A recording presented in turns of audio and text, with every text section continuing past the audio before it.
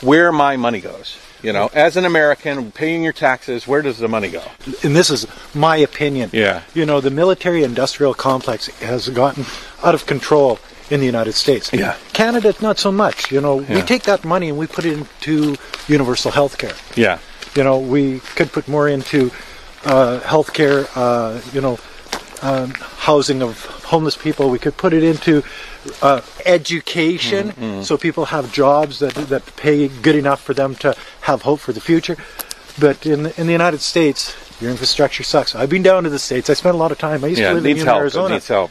Yeah. And nothing's changed since the 70s. We were talking today about the people's jobs that are tied to the military-industrial complex. Yeah. I mean, there are people that their family's future depend on us dropping bombs on basically other countries. You know, like a lot of that does. And then I look at China, and China has a tax system just similar to any other country. People pay into it, and the money goes. And what does it do?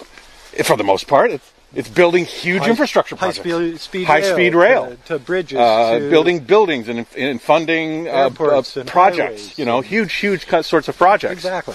That's why 800 million people got pulled out of poverty in the last 20 years, because that's their mandate. The mandate of the Americans is to police the world. But you've got to go back further, because as an American, you'll understand this. You have to blame somebody. So if it wasn't for the Japanese at Pearl Harbor, America wouldn't have even been in the Second World War, and they would have been passive, just like Canadians. So it's the Japanese's fault. Yeah, I mean, no? Yeah. I think America was sort of ready to involve itself in. It wouldn't have sat on the sidelines forever. Well, I was sort of trying to draw a similarity to the confidence that people have in their governments. The confidence that people have, and the patriotism. Like, you see a lot of anger in America. There's a lot of everybody's talking about how one side's a piece of shit, the other side's a piece of shit. One guy's horrible, another guy's horrible, but the proof is sort of in the pudding, right? Because we're funding all of these crazy projects. We go around, we see tent cities, whereas in China they're going around, they're seeing a new high-rise or a new city sprouting up. A high-speed train going by at 300 miles an hour. They're taking their kids to a school that's like 10 times better than the one they went to. Well, that's just it. And more disposable income. People are driving cars rather than pedaling bikes. Yeah. Kids are going to university. Farm kids, they're not staying on the farm anymore. Yeah. They're going to university. Like Dr. Robert. Hi, Robert. He grew up in a really poor community.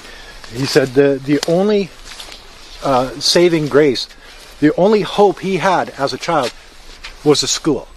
So they take their education very seriously, and now he's one of the top oncologists in Chongqing.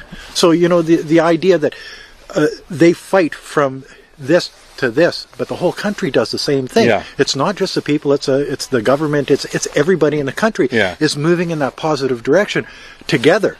Yeah, it's not one side against another. It's not whites against blacks. It's not Republicans against Democrats. It's left not against right, or whatever. Fossil fuel against green. It's not. There's they're all sort of of united. Yeah. Well, that's just it.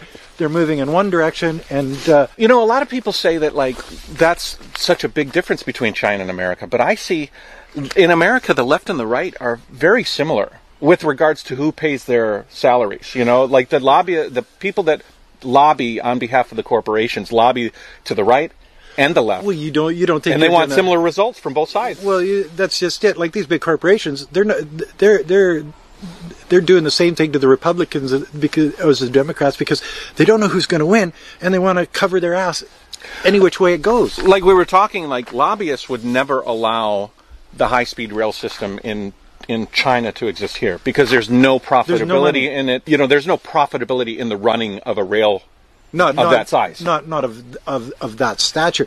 But in China, you got 1.4 million people, or billion people. So you've got a lot of people. I've been on these trains, and a lot of them are you've got to wait for the next one because they're full. Yeah. But the Chinese government doesn't worry about if they're going to get their money back. It worries about how it's going to impact society and promote the economy of the country in the future. Yeah. So they're putting money into infrastructure now to make a better tomorrow for the people and the economy of the country, because they know that country is going to grow and grow and grow, because it's still a developing country. Yeah. So 10 years from now, if we don't go back to China for 10 years, we go back there, we will not recognize it. It's one of